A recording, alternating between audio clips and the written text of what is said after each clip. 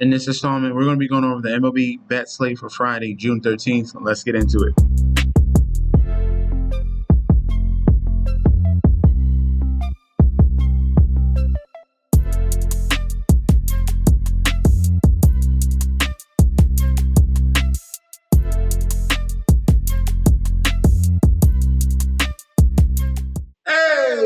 Welcome back to the channel. It's your boy Chef D, and I'm here to bring you the winning ingredients for our June the 13th MLB slate we got going on for Friday. But before we deep dive into that, don't forget to like, comment, and subscribe to the channel. Make sure you follow me on Instagram and Twitter at MetsNetChefD.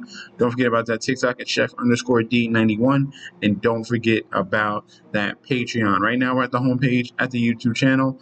10.1 thousand subscribers. This is the road to 20K, and we're well on our way because you guys are showing up each and every single day. If you're already subscribed, continue to like and comment. That helps the YouTube algorithm so you can grow to a much broader audience. All right, now for yesterday's video, we went 2 and 3. We technically, it should have been 3 and 2. I was gonna give out, I had Mets money line, but I said Mets -1.5. They were winning the whole game. What did they decide to do in the last 3 innings? They gave up 3 runs. Of course, they still won, but the -1.5 did not cover, so that was a loss. Twins money line, fine, that was a blowout. And then the Cards and Milwaukee. The secondary play came. We had the Milwaukee +1.5, but I also gave out the Cards and Brewers over 7.5. They scored 6 runs. It was all Brewers. Cardinals didn't show up at all. All right. And I did, like I said, the pitcher, that rookie pitcher, he gave like 4 walks. So I knew that the walk issue was real. I thought he was going to give up a couple runs there at least, but no, he held it down. So we went 2 out of 3. So we had the Tigers under 8.5, and we had the Royals +1.5. All right. So 2 and 3. We're looking to go over 500 in this video.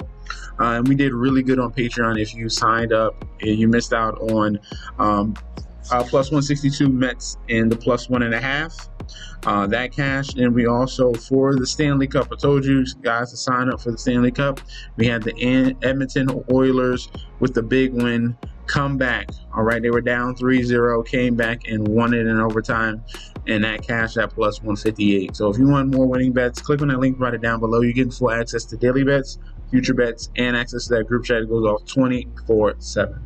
In Oriole Park here, we have the Baltimore Orioles 27 and 40 going up against the LA Angels 33 and 34. This pitching matchup here, Jack Kachanowicz 3 and 7 with a 5.61 ERA. Going up against Charlie Morton here, 2 and 7 with a 6.59 ERA. Looking at the current odds for this one here, we have Orioles as home favorites -175 with the comeback of the Angels at a +145. Total runs at 10.5. Public bet percentage here, 53% of the bets coming in on Baltimore, and then we have 73% of the money coming in on the Angels. For the total runs, 58% of the bets towards the over, 67% of the money towards the over 10.5 here. All right, now these 2 pitchers on the mound, I think that this is a dream. We got 2 of the worst pitchers on the mound here. Charlie Morton has been horrible, and so has Kachanowicz. You take advantage every time you see Kachanowicz, and you take every time you see Bowden Francis from Toronto. All right, so Kachanowicz right here on the road, 6.06 ERA, a 292 batting average he's given up. And across the board here, he's given up, to lefties, a 2.55 home run per 9, which is horrible. The walk rate is egregious to both, 10% and 14% to lefties and righties. And he's really just struggling against lefties. A 342 batting average, a 209 whip, a 377 BABIP as well. So this is a real good spot here for the righty bats here in the Baltimore offense. We're talking about Adley Rutschman, Jordan Westberg, Ramon Laureano, and Ramon Urias here. So these guys are really, lefties. Lefty bats. So that's Jackson Holliday, Gunnar Henderson, Ryan O'Hearn, Colton Cowser. All these guys have a ton of power here as well. So this is really a good spot for the Orioles. And then Charlie Morton has been struggling mightily this season, and it's really against both. Right now, 5.08 ERA at home, a a 282 batting average as well. In his numbers, he's giving up power to both lefties and righties. A walk rate to lefties at 12%. And then he's struggling against righties with hits. All right, 348 batting average, a 1.84 WHIP, a 396 BABIP. So you already know what the top play is. Top play is going to be over 10.5. I love this play here in this game. If you're looking for a secondary play, you could choose one of the team totals to go over. I wouldn't choose who will win, because these are two bad offenses, and then you're going to go into, two bad pitchers, and then you're going to go into the bullpen. And it's a coin toss with this game. So just stick to the runs. Stick to the team total overs and stick to the runs. Over 10.5 is the main play. In Nationals Park here, we have the Washington Nationals 30-38 going against this Miami Marlins 25-41. Pitching matchup in this one, Edward Cabrera 2-2 with a 3.99 ERA. Going against Mitchell Parker here 4-6 with a 4.44 ERA. Looking at the current odds for this matchup here, we have an NL East battle. Nationals are home favorites, -125, with the comeback of the Marlins at a +105. Total run set at 9. Public bet percentage here, 66% of the bets, 60% of the money towards Washington. And then for the total run, 78% of the bets, 68% of the money towards the over 9 in the total, all right? Kicking things off with Mitchell Parker. Very solid at home with over 40 innings, 3.32 ERA, a 231 batting average as well. So that's a positive sign. You want to see a low batting average to go along with the ERA. Looking at the advanced home road splits here, not much of an issue here. Low batting average, low whip. We do have to watch out for his numbers against lefties. All right, it's a very, very minor. The major concern is going to be the walk rate to lefties at 13%. That's the worst thing I've seen from Mitchell Parker at home. Watch out for the walks. He's not giving out many hits as well to lefties. And the only reason why the whip is at 1.3 is because of the walk issue. So he seems pretty fine here. Mitchell Parker going up against this Miami Marlins team that definitely strikes out a lot.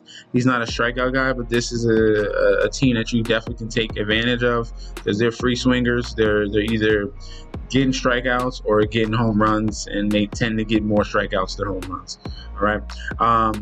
Looking at Edward Cabrera here, he's been solid technically so far. Looking at his numbers, only 18 innings, but 3.38 ERA on the road. But the average is a concern. A 280 average, there could be some regression. All right. So if we dig a little bit deeper here, he's giving up power to righties, man. He's really, really bad against righties. A 1.80 home run per 9. He does have good strikeout stuff, 25%, but he's giving up a 17% walk rate to lefties, and then a 333 batting average to righties, and a 1.54 whip, and a 4.1 and a 414 BABIP. All right, so these numbers against righties are going to be issues going up against this Nationals team here, where guys like Josh Bell, Alex Collie, Keibert Ruiz especially can definitely take advantage of them.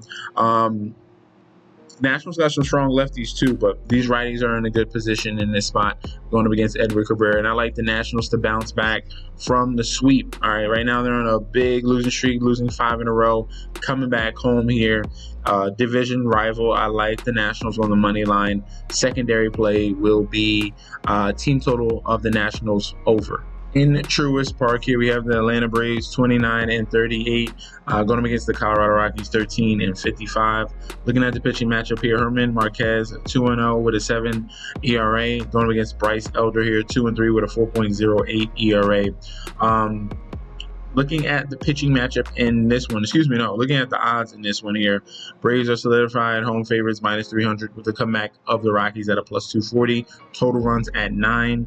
Public bet percentage here, 91% of the bets, 95% of money all over the Braves. And for the total runs, 88% of the bets, 91% of the money towards the over 9 as well, right? Looking at this pitching matchup here, we're going to start off with Bryce Elder. He's been okay at home, 3.62 ERA at home. The batting average is decent at 255. So that's what you want to look at. If it's at 280, 300, there should be some regression coming, but not in his case technically. Looking at his numbers, he's not giving up home runs. That's good. Very low strikeout rate to righties. That's concerning, and only 20% strikeout rate against lefties at 20%. He walks lefties at 13%. That's not good. And his numbers are raised against righties. So a 283 batting average against righties and a 1.43 whip.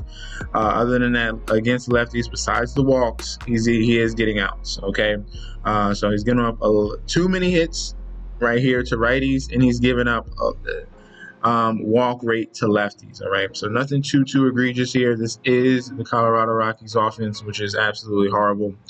So he can get a pass in this one. Nothing really too crazy that be a cause of concern. But Herman Marquez on the other end is absolutely a garbage can. All right, 8.82 ERA on the road, a 353 batting average. And this is a dream spot here for the Braves to get right. Ronald Acuna is in a phenomenal spot as well. This whole lineup for the Braves. I think the Braves, have been on a losing streak? They've just been struggling. Yeah, losing 3 out of their last 5 games. Rockies, of course, they've been losing. But I think the Braves get right in this one. Give me the Braves -1.5 as the main play. And then the secondary play will be Braves team total over as the secondary play. Definitely, they should hop all over Herman Marquez and put up big numbers in this game. In Citizens Bank Park here, we have the Philadelphia Phillies 39-29 going against the Toronto Blue Jays 38-30. Looking at the pitching matchup in this game here, we have Kevin Gausman 5-4 with a 3.87 ERA. Going to be against Ranger Suarez 4-1 with a 2.70 ERA. Looking at this odds for this one here, AL versus NL. Phillies are home favorites -120 with the comeback of the Blue Jays at a +100. Total runs at 8. Public bet percentage here, 62% of the bets towards the Phillies and 51% of the money towards the Phillies as well. Sharps are on the side of the Blue Jays in this game. For the total runs, 89% of the bets, 88% of the money towards the over 8 in the total. All right, starting off with Ranger Suarez, he was phenomenal last year in 2024. Looking at his numbers for this season, he has struggled at home for some reason. All right, that ERA from 0.87 on the road to 4.37 at home, that's really drastic. And the main issue at home is not power. He has a decent strikeout rate to both lefties and righties. He is walking some righties at 7% rate. Not too egregious. He's just giving up more hits, more opportunities to both righties and lefties. 267, 250. That's not too bad, but it's killing them. It's killing them at home. If we're being honest here, and it should be some regression to both numbers here to righties and lefties. The xFIP is higher than the FIP, so regression should be coming to both righties and lefties, which could be even worse for him. So he's just giving up too many hits, too many opportunities here for batters that he faced at home. All right. Other than that, he's been pretty good on the road, but in this game, he's going to be in Citizens Bank Park, which is more friendlier to bats. And then Kevin Gausman on the other end, looking at his ERA, it's a 4.35 ERA. He's given up 20 earned runs, but the average is low at 211. The average is really low at 211. So what is his problem? Home run per 9 is not really an issue. It's not over 1. He's striking out righties at 23%. That's good. He is walking too many people, especially lefties at 11%. All right, so giving up opportunities, getting guys on base, be able to create. That's the issue here. The average versus righties and lefties is low. The whip is low. I think this is a pretty even matchup. And I think the under is definitely my main play. I think both of these pitchers are bend, don't break. And definitely have some upside here to go long. 6 innings from both of these guys could definitely be on the agenda. So I like the under 8 as the main play. The secondary play will be the Blue Jays on the money line. I think they can squeak this win out here against the Phillies. But the under, I think both of these pitchers are in a good spot. Give me the under 8 in the total. Last but not least, here we have the Mets in Citi Field here, 45-24, going against Tampa Bay Rays here, 36-32.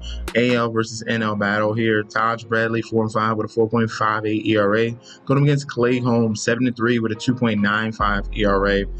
The Mets have been on fire as of late here, and coming in looking at the odds, they're -170 on the money line with the comeback of the Rays at a +140. Total run set at 8. Public bet percentage here, 83% of the bets, 92% of the money towards the Mets on the money line. For the total runs, 87% of the bets, 86% of the money towards the over 8 in the total. All right, looking at this pitching matchup here, Clay Holmes has been recently stretched out, well, for this season, stretched out to a starter. He used to be in the bullpen in previous seasons. And looking at his numbers here, he has good strikeout stuff against lefties and righties, both above 20%. He is walking lefties at 11% rate, which could be a little bit of a cause of concern. But other than that, he's getting outs, all right? 183 average, a 1.12 whip, strong numbers against righties as well, a 221 average and a 1 whip as well. He is giving up power to righties at 1.89, so that's what we got to watch out at. Power to righties and walk rate to lefties. All right. But other than that, he's getting outs and getting strikeouts as well. All right. Taj Bradley, on the other hand, he's been mediocre on the road and at home, 4.61 on the road, but a very low batting average at 208. His issue, Ty Bradley's issue here, is walks and home runs.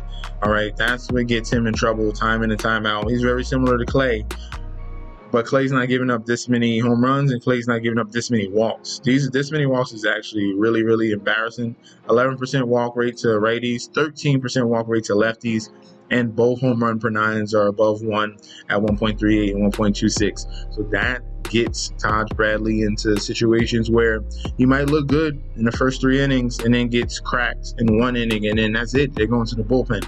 So you can't do that against the Mets here, giving up walks and giving up power, because there's a ton of power bats here, and there's a ton of guys there that they'll take the pitch. Brandon Nimmo's a great base percentage guy. Francisco Lindor. The list goes on and on with the New York Mets. I love them on the money line at minus 170. For a secondary play, you'll take the Mets minus 1.5 as a secondary play. All right, so that's going to be our breakdown for the Friday slate. Let me know in that comment section down below if you agree or disagree. We can definitely debate about that down below. Also, get signed up for the Patreon. We have NBA Finals Game 4. If you want to know who's going to win that game, sign up for the Patreon. Click on that link provided down below. You're going to get full access to daily bets, future bets, and access to that group chat that goes off 24/7. This is your boy, Chef D. I'll be back very soon. Peace out.